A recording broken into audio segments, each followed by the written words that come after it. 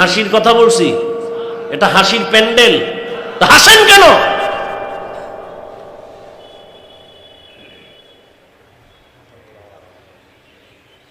হাসির প্যান্ডেলে হাসা এটা গুণ না, হাসাটা বদনাম।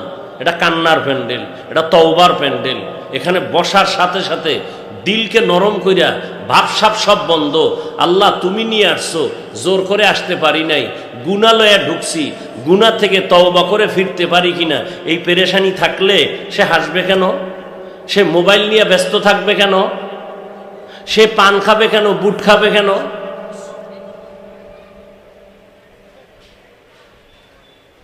এগুলি আদব না। এখানে ওয়াজের প্যান্ডেল, বেহেশতের বাগান, পরতে পরতে সওয়াব, বসার সাথে সাথে সবার গুনাহ মাফ। আর ওয়াজ উপলক্ষে আবার আছে অন্যদিকে মার্কেট, বেচা কেনা নাই, মহিলা নাই, সত্য কথা স্বীকার করেন।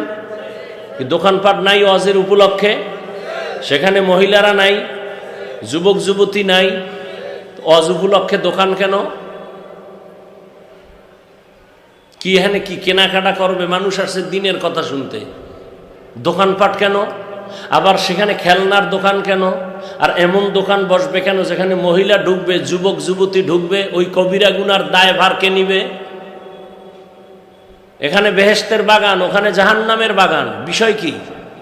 কি হচ্ছে সারা দুনিয়ায়? এখানেই না, সারা দেশ জুড়ে দেখলাম সব জায়গায় ওয়াজের পাশে আড্ডা চলে, নারী পুরুষের মার্কেট চলে, জমজমাট। কি এগুলো? বাংলাদেশে একটা জায়গা আমি পেয়েছি, একমাত্র এক জায়গা যেখানে লক্ষ লক্ষ লক্ষ মানুষ আল্লাহর দ্বীন নিয়ে আলোচনা করে শুনে।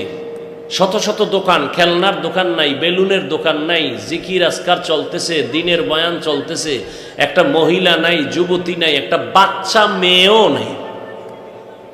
স্রেফ এক জায়গা আছে বাংলাদেশে। কোথায়? কোথায়? গিয়া দেখো, লক্ষ লক্ষ মানুষ, একটা বাচ্চা মেয়ে নাই। ৩-৪ দিন মানুষ থাকে সেখানে, একটা বাচ্চা মেয়ে পাবে না। পাশে হিন্দুর বাড়ি, এরাও পর্দা টানায় থাকে।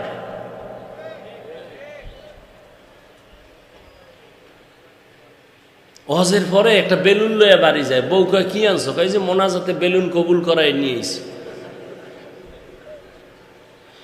মানুষ এতটা নিম্নে চলে গেছে যা ভাষা নাই বলার।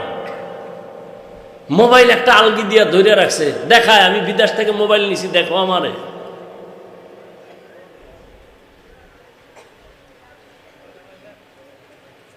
একটা লোক দাঁড়ায় আমাকে যৌক্তিক জবাব দিতে পারবেন আপনি মোবাইল হাতে নিছেন কেন? আমাকে যৌক্তিক কোনো একটা জবাব দিতে পারবেন? আপনার সেই বুদ্ধি আছে? বেহেশতের বাগানে ঢুকছেন ঠিক, কপাল খারাপ। এখানে আসতে কপাল লাগে, বসতে কপাল লাগে, মোনাজাত দিয়া কান্নাকাটি কইরা যাইতে কপাল লাগে। যে রসুলকে এক নজর দেখলে জাহান্নাম হারাম, যে রসুলকে এক নজর দেখলে পেটের ক্ষুধা থাকে না, নিমক হারাম, বেঈমান রসুলকে সে 13 বছর দেখলো, কালেমা পড়ে নাই, এর নাম কপাল। অন্যদিকে এক 27 বছরের যুবক তরবারি নিয়ে রেডি, রসুলকে জবাই করবে, তরবারি ফালা, একা রসুল কালেমার রশি লাগায় দেন, এর নাম কপাল। ফুলগাজী থানা পুলিশ আসামি ধরে নিয়ে থানার মধ্যে এমন ফিডান দিছে, কান্না নাই, শুধু চিল্লায়, শুধু চোখে পানি নাই। এই পণ্ডিত, এত বুঝো, এত বুঝো, আমগো টুপিওয়ালা গো বোকা বলো। আসলেই আমরা বোকা, আসলেই আমরা বোকা।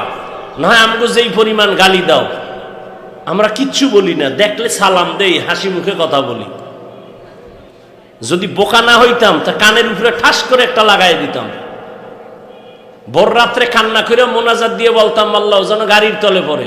কোনো আলেম বরদোয়া করে না, বাংলা দুনিয়ার কোনো আলেম কারোর জন্য বরদোয়া করে না। এজন্য আমি চ্যালেঞ্জ দিয়ে বলছি যুবকরে, এ জমিনে তোর দুনিয়ার কেউ তোর আপন না, সব ধান্দাবাজ।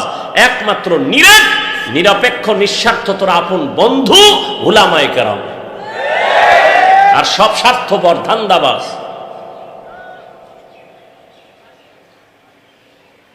আসামিরে ফিডাইতেছে, পুলিশে কান্দে না। আর একজন আল্লাহর বান্দা, আল্লাহর ওলি বয়ান করতেছেন, ওই প্যান্ডেলের এক পাশে বই এক যুবক হাউমাউ করে কাঁদতেছে। নিজের বিবেকরে জিগা, ওরে মারলো কে? থানায় নিয়ে আসামিরে মারে, কাঁদে না। আর এই ওয়াজের প্যান্ডেলে বয়া আল্লাহর ওলি ওয়াজ করতেছে, এক যুবক কাঁদতেছে, বলো ওরে মারলো কে? এটা সেই প্যান্ডেল। এই প্যান্ডেল বরকতি, এখানে মাস্তানি করার জায়গা না, এখানে মাস্তানি ছাড়ার জায়গা, এখানে বিনয়ী হওয়ার জায়গা, কান্নার জায়গা, তওবার জায়গা। এখানে যতক্ষণ প্যান্ডেল থাকবে অনবরত আল্লাহর রহমত বর্ষণ হবে। একজনের উপরে বর্ষিত হলে সবাই এই রহমতের বাড়িধারায় ঢুকে যাবে। একজনের গুনাহ আল্লাহ মাফ করলে সবাইকে মাফ করে দিবেন, কিন্তু সে দিলটা তৈরি করতে হবে। দুনিয়ার সব মাস্তানরা দিন বদলের স্লোগান দেয়, বিলবোর্ডে লেখা দিনকে বদলে দাও, পত্রিকায় লেখা দিনকে বদলে দাও।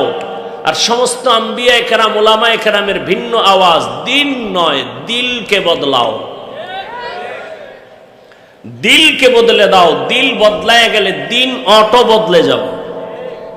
দিল বদলাও, দিল।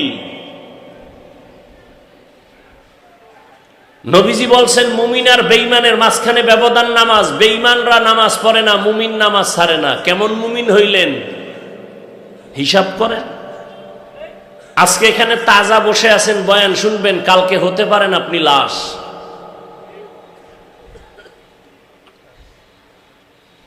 আল্লাহ সবাইকে হেদায়াতের নূর দিয়া কবুল করেন। কথাগুলো আমার স্বার্থের জন্য বলছি, আপনাদের সাথে দুশ্মনী আছে সেইভাবে বলছি, একমাত্র জাহান্নাম থেকে বাঁচার নিয়তে বলছি।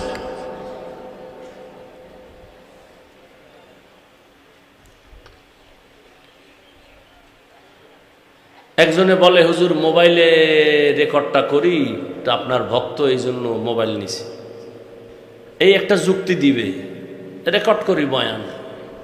আচ্ছা আমাকে বলো, তুমি 200 হাত দূরের থেকে মোবাইলটা ধরলে না রেকর্ড ভালো হবে না ছবি ভালো আসবে? বরং তোমার কাজটা নিখুঁতভাবে মিডিয়াওয়ালারা করতেছে না? তুমি সকালবেলা ওদের থেকে ডাউনলোড করে নিলেই তো হলো। বসে বসে এই সময় নষ্ট কেন করো? আর এই মোবাইলটা নিয়ে ব্যস্ত হয়ে গেছো, মোনাজাতের পরে যদি মোবাইল হারিয়ে যায় তো তোমার আমও গেল, সালাও গেল। এই কপাল লইয়া নিয়ে আইসো বেহেশতের বাগানে।